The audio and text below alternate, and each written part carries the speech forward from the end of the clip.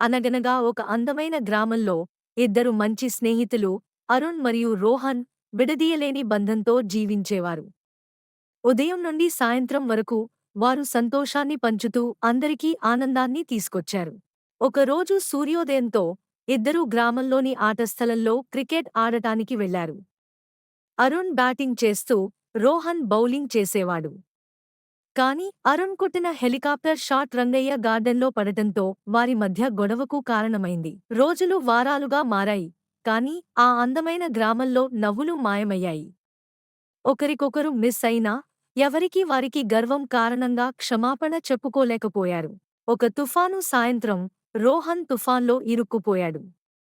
తన స్నేహితుడు ప్రమాదంలో ఉన్నాడని చూసిన అరుణ్ ఏమాత్రం ఆలోచించకుండా తుఫానులోకి దూకి తన స్నేహితుడిని రక్షించాడు. తుఫాను తొలగిపోయింది. అలాగే వారి మధ్య ఉన్న అంతరాలు కూడా తొలగిపోయాయి.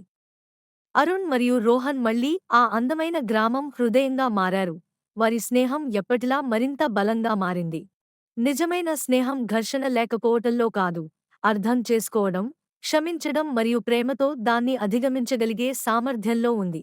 ఇది మాకు బలమైన బంధాలు, అభిప్రాయ భేదాలను తట్టుకుని సంయమనం, సహానుభూతి మరియు అనుబంధం విలువలను నేర్పుతాయని గుర్తుచేసింది.